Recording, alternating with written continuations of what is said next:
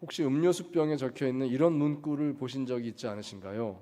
이 음료에는 간혹 침전물이 생길 수 있습니다. 하지만 그것은 결코 이상한 것이 아니니 잘 흔들어 드시면 아무 이상이 없습니다. 주로 오렌지 주스 같은 생과일 주스 같은 경우에 그런 문구가 써 있는 걸 볼 수가 있습니다. 마찬가지로요, 오늘 본문을 읽으면서 우리는 그런 비슷한 생각을 해보면 좋겠다 싶습니다. 우리가 예수님을 따를 때 다소 모진 경험을 할 때도 있습니다. 하지만 이것은 신앙의 이상이 생긴 것이 아니니 잘 참고 견디면 반드시 극복될 줄 믿습니다. 우리가 신앙생활하면서 때로는 왜 주님께서 나에게 이런 걸 허락하실까? 정말 주님의 뜻이 이해가 되지 않는다. 그런 느낌 들 때가 있는 것입니다. 하지만 절대로 그 상황 때문에 지나치게 흔들릴 필요가 없다 하는 것입니다. 그런 상황은 충분히 있을 수 있는 일이고 시간이 지나면 충분히 극복할 수 있는 것이다 하는 것을 여러분 꼭 기억하시기 바랍니다. 자, 오늘 본문 말씀은 마태복음 8장 중간 부분 말씀 함께 읽었는데요. 이 말씀은 예수님께서 산상수훈, 마태복음 5장, 6장, 7장이죠. 이 산상수훈 말씀 주신 후에 이어서 주님의 행하심을 기록하는 9개의 에피소드가 나옵니다. 그 가운데서 네 번째 이야기가 되겠습니다.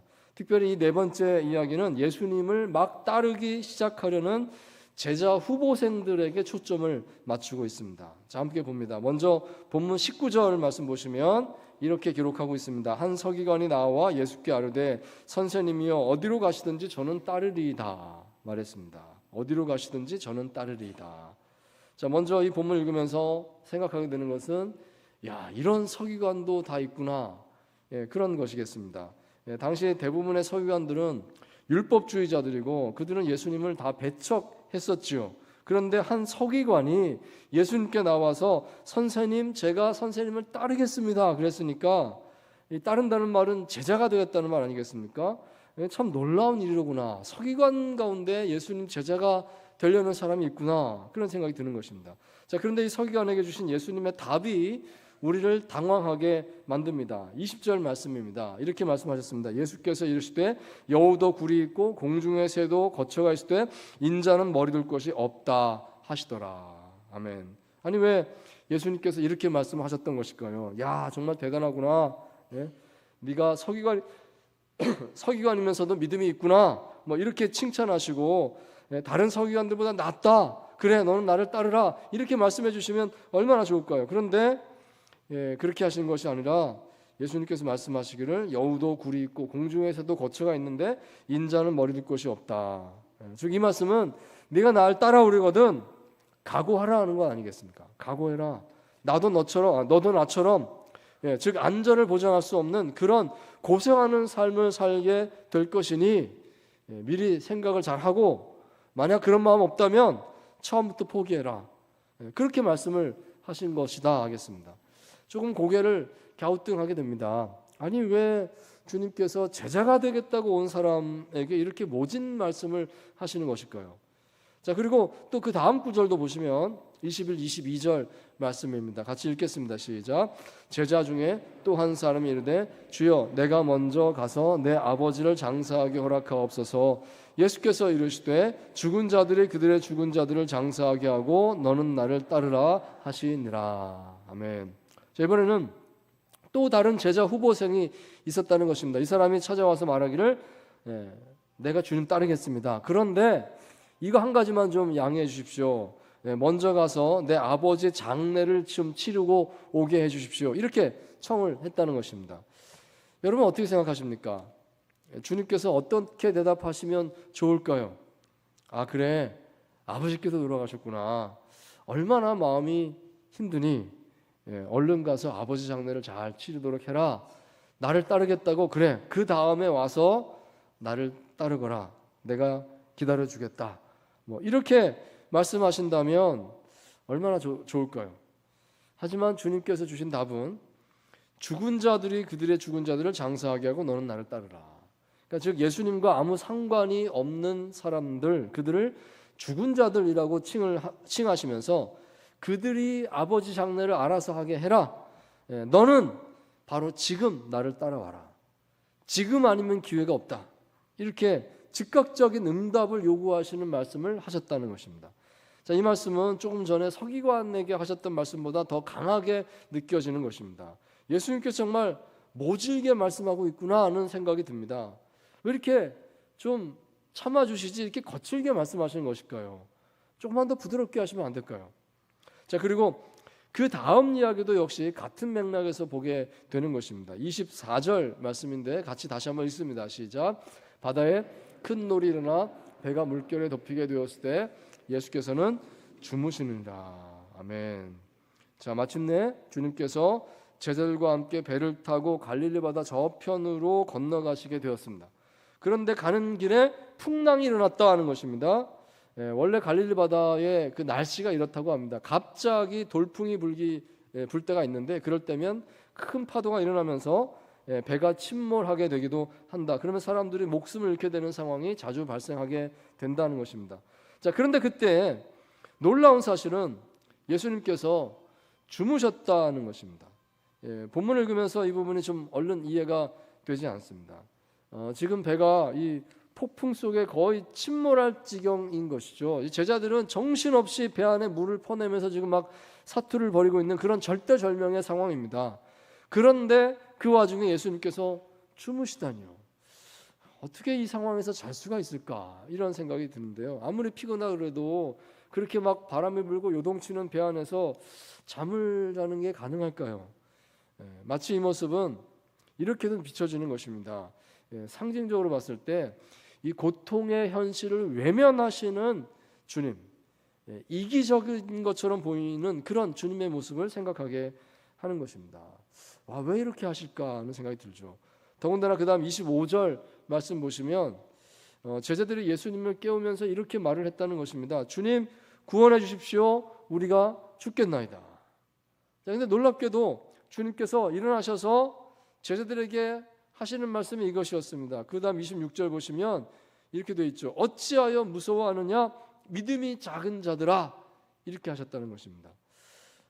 꾸짖으셨구나 하는 생각이 듭니다. 물론 해석하기 따라서 성경학자에 따라서는 부드럽게 말씀하셨을 것입니다. 타이르듯이 잘 깨우치더라고 이렇게 말씀하셨을 것입니다. 이렇게 해석하는 것도 봤습니다. 자, 그렇습니다만은 얼른 보기에 이 제자들이 그렇게 잘못한 것은 없어 보이지 않습니까? 아니, 그렇게 폭풍이 치고 막 물결이 들어오고 바닷물이 배 안에 들어와서 막 퍼내야 되고 막 이런 상황이라 그러면 무서워하는 게 당연하지 않겠습니까? 주님께서 좀 이해하실 만도 한데 왜 이렇게 모질게 말씀하시는지 얼른 잘 이해가 되지 않는 것입니다. 자, 그러므로 오늘 본문 말씀을 전체적으로 봤을 때 우리는 한 가지 질문이 마음속에 남게 됩니다. 예수님께서 왜 이렇게 제자들을 모질게 대하는 것일까요? 사실 오늘 우리 삶에서도 이와 비슷한 고백을 할 때가 있지 않나 싶습니다. 주님, 왜 나에게 이런 일이 일어나게 하십니까? 나는 그래도 열심히 최선을 다했는데 주님, 왜 저에게 이런 시련을 주시는 것인가요? 주님, 너무하십니다. 이런 마음 들 때가 솔직히 있는 것입니다. 자, 이럴 때 우리는 어떻게 해야 될까요? 우선 이 마음을 우리가 꼭 기억하면 좋겠습니다. 다소 당황스러운 상황이 발생한다고 할지라도 놀라지 말자는 것입니다. 괜찮습니다. 왜냐하면 이것은 정상적인 성숙의 한 과정이기 때문입니다. 때로 주님께서 다소 우리를 모지게 대한다고 할지라도 그것은 분명히 적절한 이유가 있음을 믿습니다. 비록 지금은 모를지라도 때가 되면 왜 주님께서 내 삶 속에 그런 일들이 일어나게 하셨는가, 주님께서 반드시 알게 하실 줄 믿습니다. 여기 우리가 참고 구절로 신명기 8장의 말씀을 잠깐 같이 보면 좋겠습니다. 신명기 8장 3절 말씀 우리 같이 한번 읽도록 하겠습니다. 시작. 너를 낮추시며 너를 줄이게 하시며 알지 못하던 만나를 내게 먹이시는 것은 사람이 떡으로만 사는 것이 아니요 여호와의 입에서 나오는 모든 말씀으로 사는 줄을 내가 알게 하려 하심이니라. 아멘. 자, 왜 이스라엘 백성들이 그렇게 힘든 광야의 길을 40년이나 걸어야만 했을까? 왜 매일 그 40년 기간 동안에 똑같은 만나만 먹어야 했을까? 하나님께서 모세를 통해서 나중에 가서야 그 이유를 이렇게 말씀을 해주셨다는 것입니다. 왜냐하면 그런 광야 체험의 시간을 통해서 이스라엘 백성들은 참으로 하나님 백성이 하나님 백성답게 사는 법을 배우게 되기 때문이다 하는 것이었습니다. 사람이 떡으로만 사는 것이 아니요 하나님의 입에서 나오는 모든 말씀으로 사는 것이다. 이걸 어떻게 배웁니까? 광야에서 만나를 먹어보는 체험을 하면서 그 세월을 거치면 그걸 통해서 배우게 된다는 것입니다. 그러자고 그런 경험을 하게 된 것이다 말씀을 했다는 것이죠. 참으로 모든 것이 하나님의 은혜였구나 하는 것을 뒤늦게 알게 되는 것입니다. 자, 뿐만 아니라 그 다음 절 신명기 8장 4절에도 보시면 이렇게 말씀합니다. 같이 읽겠습니다. 시작. 이 40년 동안에 내 의복이 헤어지지 아니하였고 내 발이 부르트지 아니하였느니라. 아멘. 자, 하나님께서는 우리가 모르는 중에도 다 돌보고 계셨다 이 말씀을 해주고 계시는 것입니다. 지난 40년 동안에 돌아보니까 만나만 주시고 이것만 주셨던 것이 아니라 보이지 않는 돌보심이 있었습니다. 의복이 헤어지지 않았습니다. 발이 부르트지 않았습니다. 이 말씀은 알게 모르게 하나님 도와준 게 더 많다는 말씀입니다. 어떻게 40년 동안 의복이 헤어지지 않을 수 있습니까? 어떻게 발이 부르트지 않을 수 있겠습니까? 그땐 잘 몰랐겠지만 돌아보니까 이것도 기적이었네, 이것도 하나님의 지켜주심이었네 하는 것을 이제 알게 하신다 하는 것입니다. 여러분, 이 하나님이 바로 우리 하나님이라는 사실을 꼭 기억하시기 바랍니다.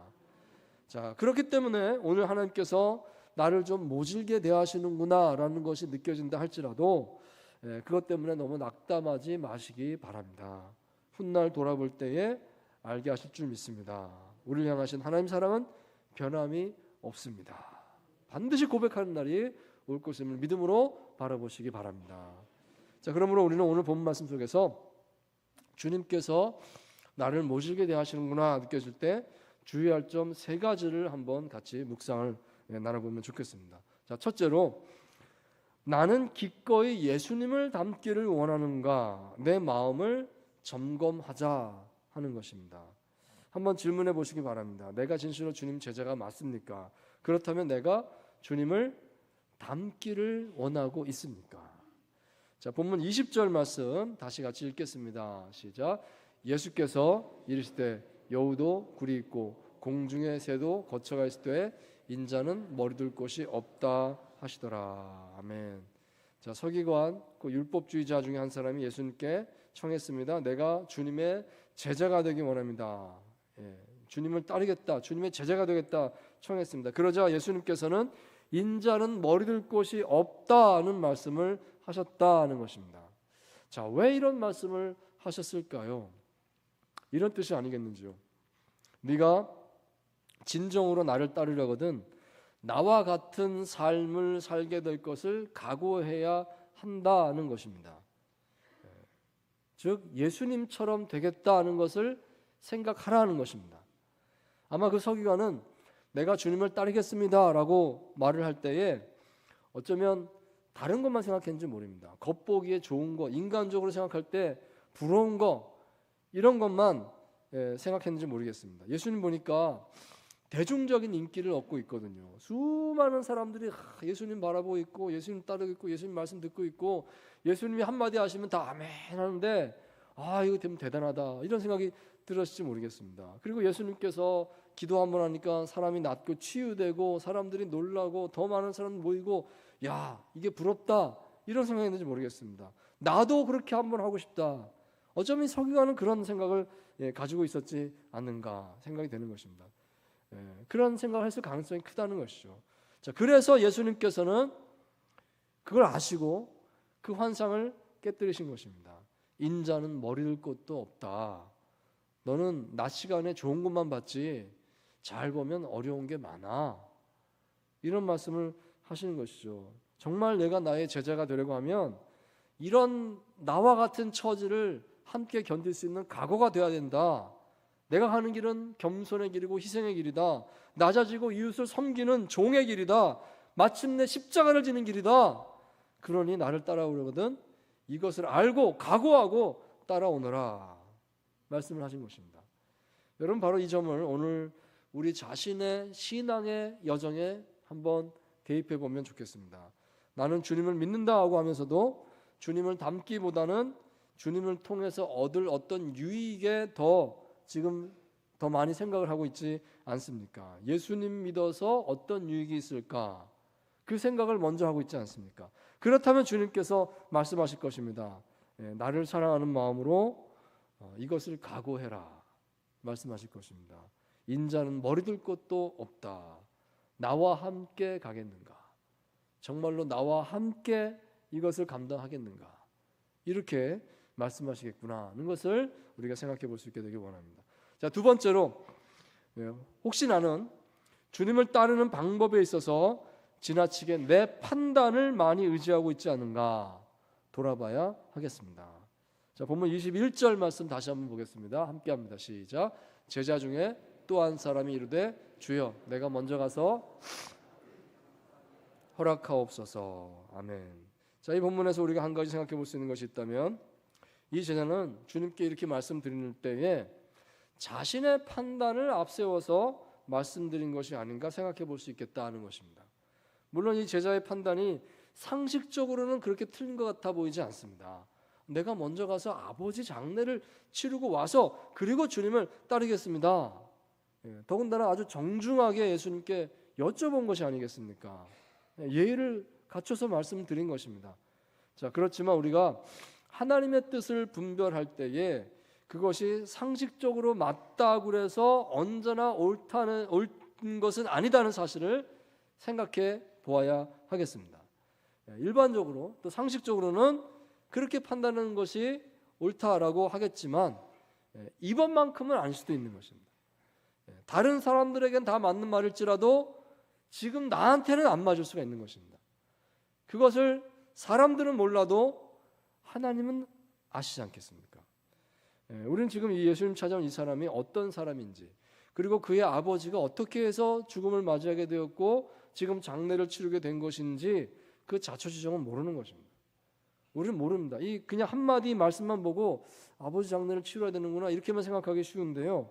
자, 그렇지만 확실한 것은 예수님께서는 알고 계시는 것입니다. 예수님께서는 그 마음을 알고 계시고 그 전후 좌우 상황을 알고 계시고 주님께서는 판단하십니다.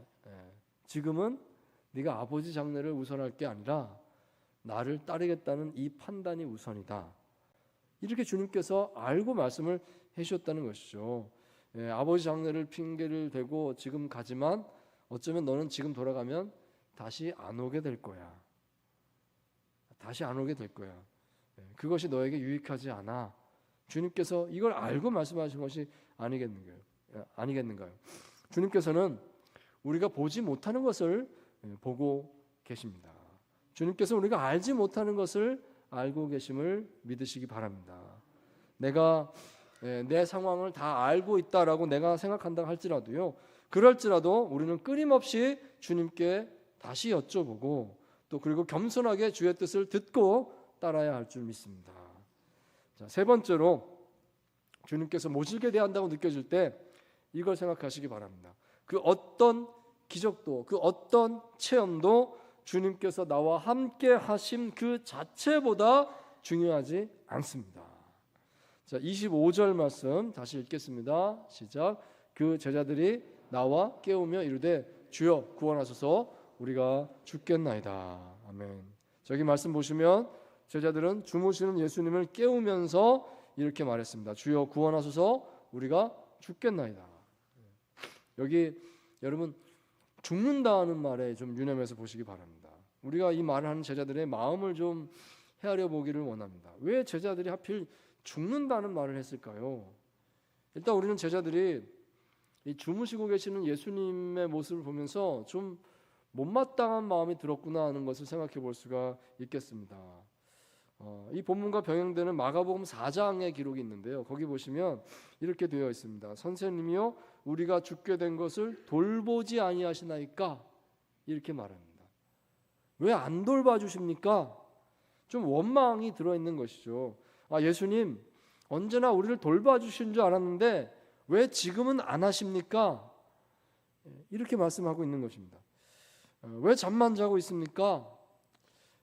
마치 제자들 생각에는 예수님께서 지금 이 상황에 대해서 무관심한 것이다, 무심하시다, 야속하다, 그래서 우리가 죽겠나이다, 이렇게 말한 것이 아니겠는가 생각이 드는 것입니다. 자, 그런데 여러분, 우리는 이 이야기 속에서 절대 놓치지 말아야 되는 한 가지가 있습니다.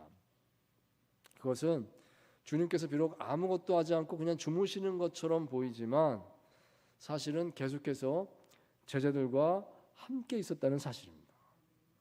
한 배를 타고 있었습니다. 여러분, 한 배를 타고 있다는 게 무슨 뜻인지 아시겠죠?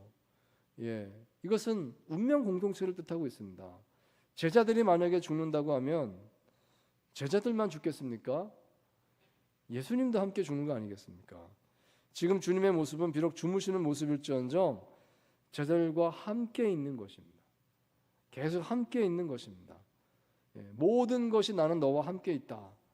주님께서 지금 그런 상황 아니겠습니까? 여러분, 이것을 제자들은 꼭 기억했어야 된다는 것입니다. 이것을 제자들은 그 의미를 간직했어야 된다는 것입니다. 예수님께서 함께 계시는 한 우리는 절대로 망하지 않는 줄 믿습니다. 주님과 함께 있는 사람에게는 절망이란 없는 줄 믿습니다. 여러분, 오늘 우리 삶에서도 이와 같은 생각을 늘 내 삶에 적용할 수 있어야 되겠습니다. 반드시 어떤 놀라운 기적이 일어나고 어떤 대단한 일이 있어야지만, 그래야지만 예수님께서 나와 함께 하시는구나 라고 느낄 것이 아니라, 아무 일도 일어나지 않을 때에도 어쩌면 주님께서 야속하다고 느껴지는 그런 순간에도 주님께서는 여전히 동일하게 나와 함께 계시고, 나에게 동일한 마음으로 지키시고 나를 붙들고 계심을 믿으시기 바랍니다. 수년 전에 제가 어느 가정에 신방을 갔다가 그 집의 아들이 갑자기 크게 회심하고 깊은 신앙인이 되었습니다 라고 하는 좋은 이야기를 들은 기억이 있습니다. 어릴 때는 신앙생활을 참 잘했었는데 이제 성장해서 군인이 되었다는 겁니다. 군인이 돼서 이제 따로 생활을 하게 되는데, 근데 그때부터 교회를 안 가기 시작하더니 신앙을 이제 떠나게 된 겁니다. 뭐 이런저런 핑계를 막 대면서요. 거기는 교회도 없어요, 뭐 이러면서 신앙생활을 하지 않더랍니다. 근데 어느 날 갑자기 변화된 겁니다. 갑자기 변화돼서 열정적인 신앙인이 되었습니다. 군대에서 다른 부대로 전속을 가게 됐는데 제일 먼저 찾는 게 여기 교회가 어디입니까? 제대로 된 교회가 어디입니까? 나는 신앙생활을 제대로 해야 되겠습니다. 이것부터 제일 먼저 챙기더라 하는 것입니다. 자, 왜 그렇게 갑자기 변화되었는가 하면요, 사연이 있었습니다. 교통사고가 났었는데 기적적으로 하나님께서 건져주셨다는 경험을 했다는 것입니다. 혼자 운전하고 가고 있었는데 이 차가 도로에서 미끄러져 떨어지면서 길 바깥으로 막 굴러서 떨어지는 큰 사고를 당했습니다. 근데 살아난 거죠. 그래서 스스로 빠져나와서 이렇게 돌아보니까 정말 차가 자기가 이렇게 앉아있던 공간을 제외하고는 완전히 다 찌그러져 가지고 완전히 파손돼서 그런 생각이 들더랍니다. 여기서 어떻게 살아났을까? 기적이다. 보니까 자기는 다치지도 않고 살아났다는 거예요. 하나님께서 나를 살려주셨습니다. 이걸 그냥 고백하지 않을 수 없었다는 것입니다. 그 사건 이후로 그는 완전히 변화돼서 하나님을 신실하게 의지하는 신앙인이 되었습니다. 이것을 이제 그 부모님들이 기쁘게 얘기하는 이야기를 이제 신방 중에서 함께 이야기를 나눴던 것입니다. 그때 그 이야기를 이제 전해 듣고 또 이야기 나누면서 이런 말씀을 나눴던 기억이 납니다. 사실은요, 그게 갑자기 하나님께서 그를 찾아오신 것이 아니라 이미 오랫동안 변함없이 하나님께서 그와 함께하고 계셨는데 이제야 깨닫게 된 거 아닐까요? 이런 이야기를 나눴습니다.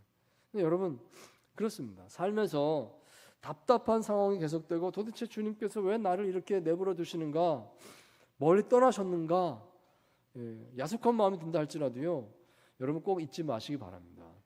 주님께서는 변함없이 나와 함께 하시는 줄 믿습니다. 그 생각을 꼭 하시기 바랍니다. 주님께서 함께 하시는 난 괜찮습니다. 반드시 이겨내게 될 줄 믿습니다. 그 어떤 기적도, 그 어떤 체험도 주님께서 나와 함께 하심 그 자체보다 중요하지 않음을 믿습니다. 그것을 바라보시고 마음속에 함께 하신 주님을 든든하게 간직하시는 우리 모두가 되기를 주의 이름으로 축원드립니다.